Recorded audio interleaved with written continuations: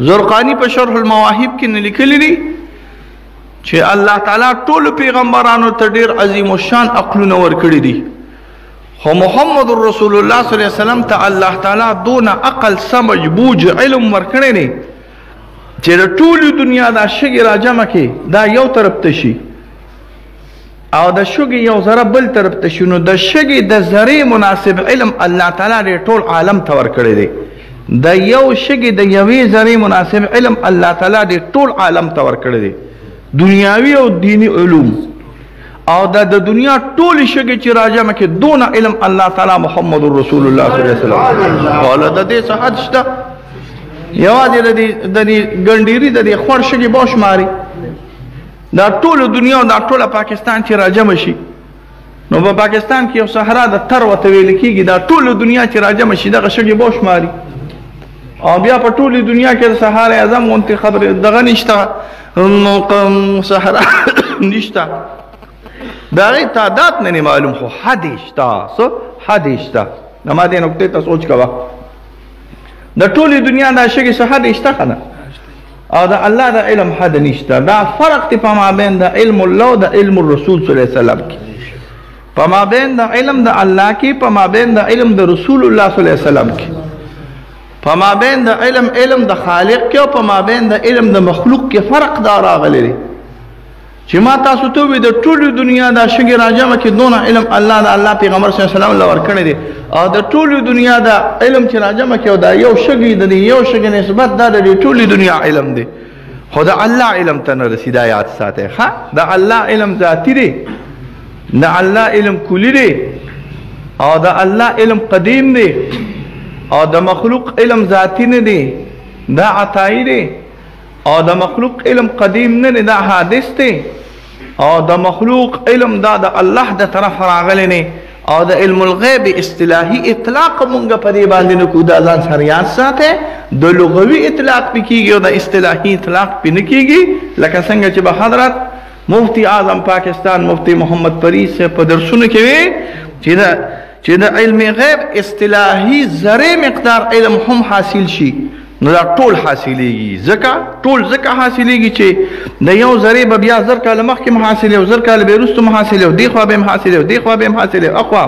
زما په دې نقطه تاسو نه پوهېږئ، دا د علم لږه نقطه راغلې ده، خو الله تعالی په ټولو علومو کې که غیب وي که غیر غیب وي، که غیب اصطلاحي نه غیب لغوي وي، دا الله تعالی رسول الله صلی الله علیه وسلم له ورکړی دی، خو د مخلوق په شانته علم دا د الله د پیغمبر کروڑها اربها کربها بے تعداد د مخلوق ته نسبت چنچوالی دا ورکړی دی، خو د الله د علم نه ډیر کم. حضرت خضر علیه السلام د موسی علیه السلام سره روان دی، بخاری نقل کړی دی چې کله کومه خبره شوه د موسی علیه السلام او د خضر علیه السلام، او کومه خبره شوه چې موسی علیه السلام خو د شریعت ته علم مالکو او خضر علیه السلام د باطن د علم مالکو، او مولا سړی همیشه په پیر صاحب باندې دردونه کوي، دا یاد ساته، د دې مولیانو نه دې پوزې ته راغلي وګورئ، قسم دې ګپ ته نه راک، د دې خپلو نه راغلي وو، پردي خو لا پرېږده چې موږ یو چې دا وابیان دی، موږ یو دا پنجپیریان دی، موږ یو دا بریلیان دی، د دې خپلو دیوبندیانو نه دې پوزې ته راغلي، د خپلو دیوبندي علماو نه دې پوزې ته راغلي، ځکه د ظاهر په علم ککړ دي او د باطن د علم شیرشی ورسره نشته. شیرشی مې درته وایي، شیرشیخ پیر صاحب مبارک شته ورسره وایه خوله وته د باطن د علم شیرشی ورسره شته نه، دا کوم چې دا نن سبا لګي پرېږي پرې مخالفت یې کوي په لویو اولیو عظامو باندې،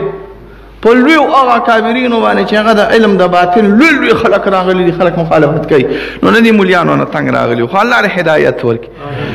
نو حضرت موسی علیه السلام د ظاهر د علم خاوند و، او تاسو به چې وایي نو موسی علیه السلام ظاهر علم خاوند و، نو د باطن علم الله نه ورکړي. زرقانی شرح مواهب کې تصریح کړې ده چې د الله د پیغمبر صلی الله علیه وسلم د زمانه پورې چې کوم پیغمبر ته به الله علم د ظاهر کثیر ورکو، نو علم د باطن به قلیل ورکو،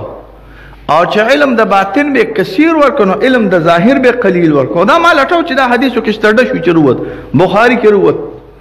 موسی علیه السلام او خضر علیه السلام چې کله جدا کیږي، نو خضر علیه السلام ورته وایي اعلم ما لا تعلمو، اعلم ما لا تعلم، زه پیغم په هغه شي چې ته پې نه پیږې، هو تعلم ما لا اعلم، ته په هغه شي باندې پیږې چې زه پې نه پیږم. دا صفا په بخاري کې ما راویستل ښه، اعلم زه پیږم، ما لا تعلم چې ته پې نه پیږې، هو تعلم ته پوهېږې، ما لا اعلم مې ترجمه داسې کړې ده ښه، اعلم زه کثیر پیږم، لفظ د کثیر مې ورسره راایستلی. دا ونه وایې چې حضرت علیه السلام د شریعت په فرایض او واجباتو نه پیده، کفر ته به لاړ شي ګورې ښه. او دا ونه وایې چې موسی علیه السلام جوړېدو د باطن په هېڅ شي نه پیده، کفر ته به لاړ شي. نو ما ورسره یو نقطه ولګوله، او نقطه مې د دې لپاره ولګوله چې جنجال ختم شي. اعلم زه کثیر پیږم په باطني علومو، ما لا تعلم چې ته هغه شان کثیر پې نه پوهېږې، هو تعلم ته کثیر پیږي په شرعي علومو،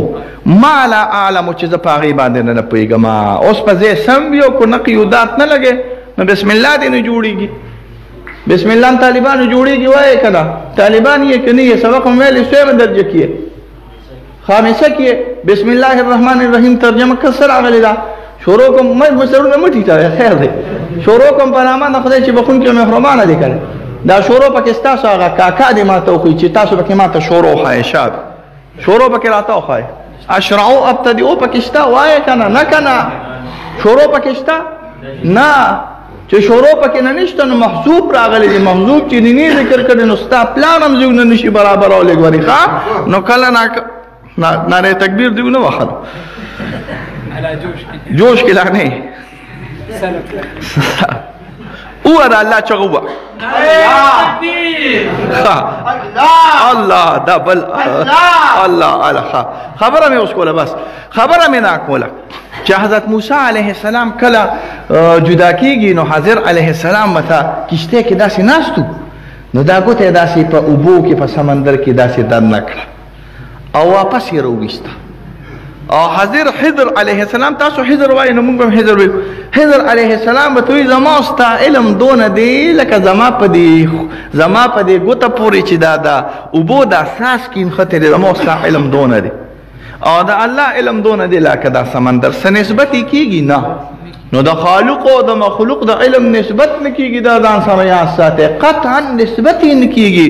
ځکه هغه لا تقف عند حدن دی او د مخلوق علم تقف عند حدن دی، په یو ځای ولاړ کي. او د مخالق علم دا په یو ځای نی ولاړ. داس زه زما دپاره الفاظ هم نشته چې دا څه ویم، خو زه خپلې خبرې ته ځم. دا خبره ما شروع کړې وه د دې نه چې الله رسول الله صلی